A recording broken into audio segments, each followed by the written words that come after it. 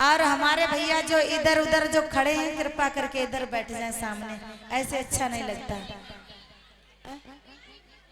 और ये मीठी की तरफ से 10 मुद्राएं आ रही हैं, सदा की रहे।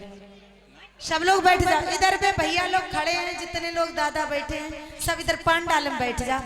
ऐसे मत खड़े हो, सब लोग ऐसे खड़े हो गए जैसे नहीं नौटंकी ढोला हो तो है वैसे।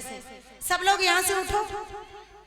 अरे दादा इन लोगों को उठा के इधर बैठा लो, सब लोगों को जो खड़े हैं।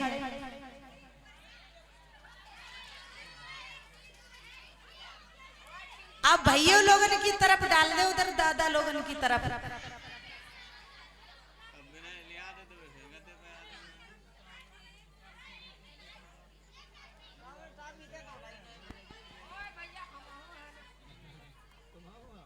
नाम बता दिए दादा। और रमेश दादा की तरफ से 10 मुद्राएं आ रही। राम की बधाई में सदा शुक्र है। मुरलीधर कन्हैया की कृपा दृष्टि बनी रहे। शांति का ध्यान रखें।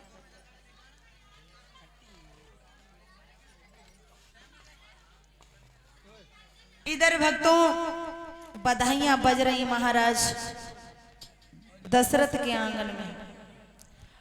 परीक्षित महाराज जाना नहीं तो 1100 रुपया ले रखे दो, ऐसे कम नहीं चले। राम की बधाई है और का। हाँ राम की बधाई है, ऐसे नहीं करिए। इधर भक्तों जब ज्योतिषियों ब्राह्मणों को बुलाया, चारों पुत्रों के नामकरण हुए। कौशल्या के गर्भ से जिस पुत्र ने जन्म लिया उसका नाम राम रखा, और कैकेयी के गर्भ से एक पुत्र ने जन्म लिया उसका नाम भरत रखा। सुमित्रा के गर्भ से 2 पुत्रों ने जन्म लिया, बड़े का नाम लक्ष्मण, छोटे का नाम शत्रुघ्न रखा। चारों भाइयों के नामकरण हुए। नामकरण होने जाने के बाद इधर विश्वामित्र को जब पता चला तो आजमगढ़ से आए हैं महाराज दशरथ के आंगन में। जब दरबार में आए सुंदर सा आसन डाल दिया, दशरथ ने बैठा दिया। कहने लगे हैं महाराज दशरथ से विश्वामित्र, हे राजन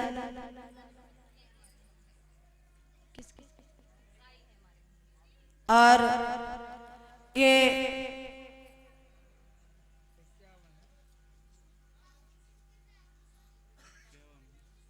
40 रुपए हमारे भैया रामपिलनाथ दादा इनके साले की तरफ से 40 मुद्राएं आ रही। सदा सुखी रहे, भंडार भरे रहे।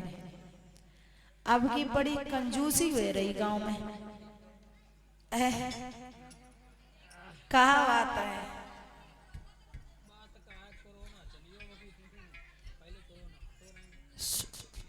अब की तुम्हारे परिचितों जी कंजूसी दिखाते हैं, 100 रुपया दे। हाँ देखो अब की कई माता जी ने सही बात कही, देख ली भैया। इधर भक्तों जब महाराज दशरथ से विश्वामित्र बोले, राजन मैंने सुना है कि तुम्हारे घर में 4 पुत्रों ने जन्म लिया, मैं बहुत खुश हुआ, इसीलिए हम आए हैं दर्शन करने के लिए। दशरथ कहने लगे, विश्वामित्र आज मैं बहुत प्रसन्न हूँ जो हमारे घर में 4 पुत्रों ने जन्म लिया। आज तुम जो मांगोगे हम वही देंगे, वही देंगे, वही देंगे। जब तिरवाचा भरा है तो उसी समय विश्वामित्र कहने लगे, ठीक है ये महाराज दशरथ, तुम अपने राम लक्ष्मण को मेरे साथ भेज दो वन में, मैं उनको धनुर्विद्या सिखा देंगे। इतने वचन सुने दशरथ के होश उड़ गए। बोले, हे विश्वामित्र मैं तुम्हें सब कुछ दे दूंगा, सोना चांदी महल अटारी जो भी मांगो, राजपाट भी दे देंगे, लेकिन राम लक्ष्मण को मत मांगो। तो आज उसी समय वशिष्ठ ने दशरथ को समझाया, कहा हे राजन तुम विश्वामित्र के साथ में राम लक्ष्मण को जाने दो, क्योंकि तुम्हारे घर में इन्होंने अवतार लिया, ये भगवान है। पृथ्वी का भार हटाने के लिए प्रभु ने आपके घर में जन्म लिया है, इसलिए बोले हैं वशिष्ठ दशरथ से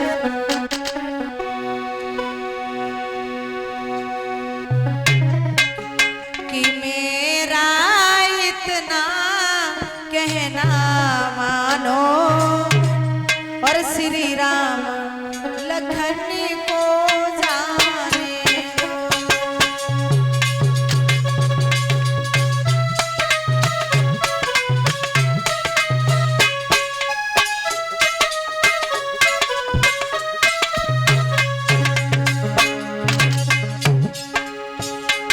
मेरा इतना कहना मानो श्री राम लखन को जाने दो।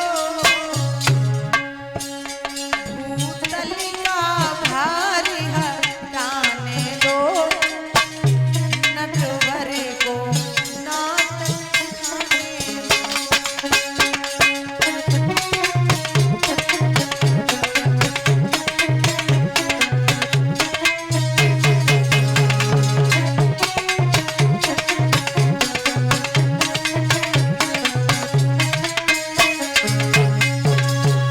उसी समय वशिष्ठ के कहने से महाराज दशरथ ने सुमंत से कहा है कि जाओ राम लक्ष्मण को बुला करके लाओ। आज राम लक्ष्मण को बुला करके जब लाते हैं महाराज दशरथ के पास सुमंत जी, तो उसी समय भक्तों राम लक्ष्मण जी आए और उसी समय दशरथ कहने लगे, हे बेटा राम लक्ष्मण तुम दोनों भाई विश्वामित्र के साथ चले जाओ, ये तुम्हें धनुर्विद्या सिखा देंगे। प्रभु राम कहने लगे, जैसी पिताजी आपकी आज्ञा। आज विश्वामित्र राम लक्ष्मण को लेकर के जब चले हैं, आगे बढ़े हैं, तो क्या देखा, राक्षसीन ताड़का, बड़े बड़े नाखून, बड़े बड़े दांत, और जैसे ही देखा पहाड़ जैसी स्त्री को तो पूछने लगे प्रभु राम, हे गुरुदेव ये मैं क्या देख रहा हूं? तो बताया है विश्वामित्र ने, हे राम ये राक्षसीन है, बहुत परेशान करती है महात्माओं को, इसलिए इस पापिनी का वध कर दो। भगवान श्री राम कहने लगे, गुरुदेव मैं अबला पर हाथ नहीं उठाऊंगा। विश्वामित्र कहने लगे, नहीं बेटा राम ये अबला नहीं, ये सबला है, और सबला को मारने में कोई दोष नहीं होता है। आज गुरु विश्वामित्र के कहने से एक ही बाण में ताड़िका का वध कर दिया प्रभु राम ने। बोलिए गोविंद भगवान की, साचे दरबार की। अब भक्तों इधर पहुंच गए आजमगढ़ में, रहने लगे विश्वामित्र के साथ में प्रभु राम लक्ष्मण। इधर एक दिन विश्वामित्र बोले, हे राम लक्ष्मण हम यज्ञ करेंगे, अब तुम दोनों भैया रखवाली करो यज्ञ की। लक्ष्मण कहने लगे, गुरुदेव आप चिंता मत करें, आप यज्ञ करें। यज्ञ होने लगा। राम लक्ष्मण आज उसी समय रखवाली करने लगे। तब तक क्या हुआ, मारीच आया, सबऊ आया, एक ही बाण से सबऊ को खत्म कर दिया, मारीच को लंका में फेंक दिया। श्रोताओं और हमारे भैया रमन यादव की तरफ से 50 मुद्राएं भगवान के चरणों में भेंट कर रहे हैं। भगवान से कामना करते हुए भैया को सद्बुद्धि प्रदान करे, लंबी आयु दे, घर परिवार स्वस्थ रहे, हमेशा इनका नाम रोशन हो। आज श्रोताओं उसी समय इधर मारीच को लंका में फेंक दिया। 6 दिन यज्ञ हुआ, यज्ञ पूर्ण हुआ, बड़े प्रेम के साथ में आजमगढ़ में रहने लगे। अब आइए जनकपुर की तरफ।